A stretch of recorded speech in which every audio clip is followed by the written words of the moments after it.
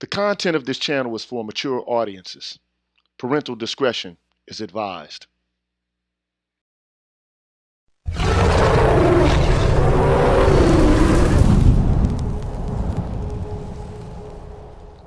You're tuned in to the Green Gorilla channel. Please make sure to like the video, subscribe to the channel, and hit the bell notification button. And please, feel free to share the video. Thank you.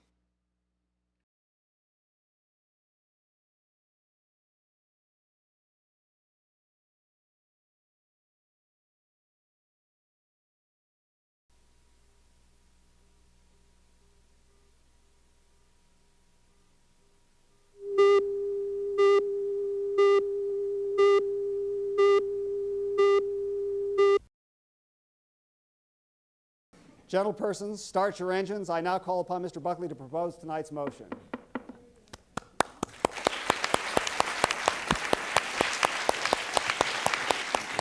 The women's movement isn't a failure, but that it is a disaster. I will contend, and perhaps my colleagues will go along, that there is a difference. The women's movement has accomplished certain goals encouraged by sensible people, and yet at the same time it is a disaster.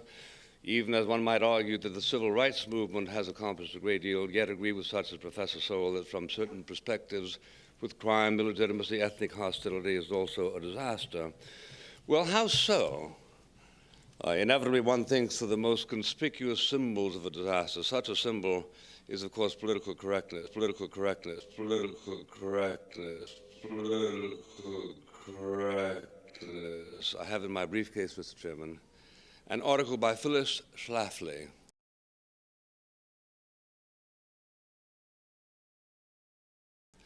She is the godmother of the anti-feminist movement.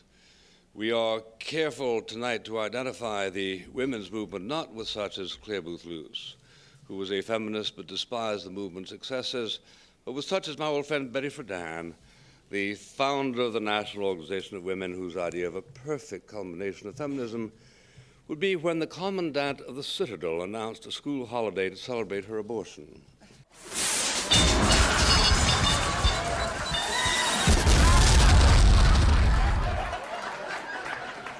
But consider the far reaches of the women's movement and its effect on people as preternaturally normal as Mrs. Schlafly, in a published essay in Current Events last month, she used the following sentence, quotes, "Feminism has no happy role and can boast of almost no legislative victories. Its ideology is still, and its spokespersons are bitter. Bitter. Bitter." Were you very angry? Oh, absolutely furious. Of course we were. We had plenty to be angry about. We still do. Kill men now, ask me how. Kill men now, ask me how. Kill men now, ask me how. It was a badge that we had mass-made for a meeting. I mean, we were pretty tough and probably quite alarming. Yes, we were bloody angry, and some of us still are. Revolutionary feminists declared war on men. You have to be enraged. I still have the rage, and I still carry the rage. Rage is absolutely fundamental, not anger, it's not strong enough. It has to be rage. It was 1978 at the Birmingham plenary when we stepped up to the microphone and said, "Men are the enemy." Did you feel a sort of generalised animosity towards men at that time? Certainly, yes.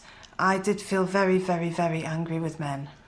And that was partly some of my own experiences. It was certainly came out of listening to a lot of other women's experiences and just looking at who was in control in the world, and particularly in terms of violence against women and the way that men used violence against women or its threat to just control women in every area of their lives, really.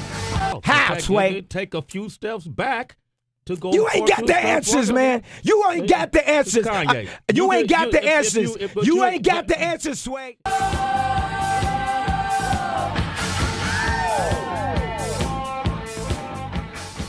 It was a very straightforward, uncomplicated feminism which proclaimed men as the problem. And it was not poverty, it was not class, it was not race. It's what are bitter, it's spokespersons. Now, if you are not disrupted by the word spokesperson used in place of the simple word spokesman, denoting someone, whether male or female, who speaks for a collectivity, then the assault on your ear is nothing less than disastrous. But no one is more eloquent on the subject of PC than Professor Pallier. If the search for so-called gender-neutral language causes you to refer to first-year college students as fresh persons and to bridle at the sentence, man is born to be free, then that is truly a disastrous turn against the laws of tradition and euphony. Yet it is so, even in quarters that would squirm at the least liberty taken with the Bill of Rights, which no longer protects traditional usage. Women should indeed and obviously be free to engage in any pursuit desired, but where did we get the conviction that to admit a woman into the citadel is to augment freedom, even as it denies to men the right to seek single-sex military education?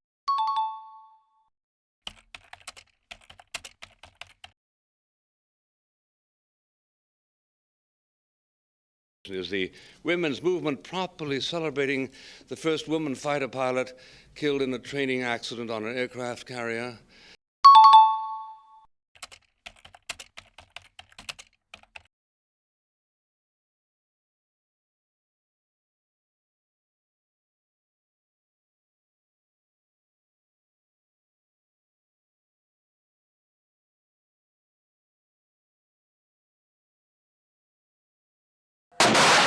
An unprecedented scientific study. Men and women enlisted Marines side by side for months of simulated battle. 6. And throughout, researchers watched and recorded their performance to help determine what impact women would have on combat. Even then, the women realized they were at a disadvantage. It's not that we can't carry the weight. We can carry the weight, but it's the pace, especially when we're matched up with the males. You're looking at our size, and we have males that are almost 6 foot with longer strides, and it's hard to catch up with them and keep up with them. That is what the results show. In almost every area, the all-male units performed significantly better than those with both men and women Marines. The men were faster in each tactical movement, had better accuracy, and were quicker. They registered more hits on target and had a noticeable difference in their performance of overcoming obstacles and evacuating casualties. Is the women's movement reduced to enthusiasm for the right to abort a fetus, the movement that in its devotion to choice refuses even to consider any possibility that the fetus deserves protection?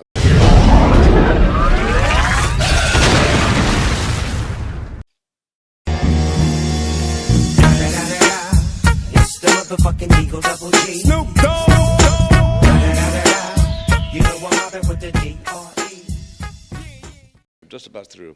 Subjects ever so solemn, Mr. Chairman, but they're spoken in my case as the only male on the positive team, but I am not, so to speak, here as a former slaveholder, feigning enthusiasm for the Emancipation Proclamation. In my lifetime, in the company of my mother and my teachers and 6 sisters, the very idea that women should not have the freedoms of a free society simply did not occur to my father or my 3 brothers. Nothing else was even conceivable. But we did not think that that parity should lead to the indistinction now everywhere urged.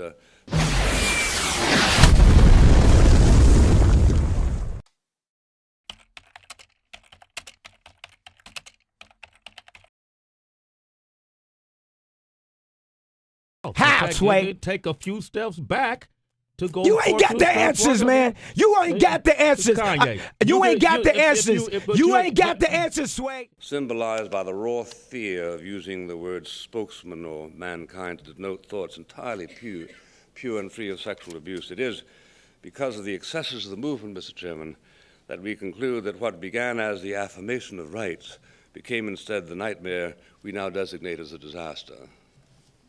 Thank you, Mr. Buckley.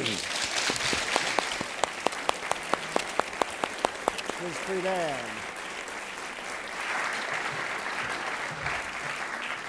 Betty Friedan will now oppose the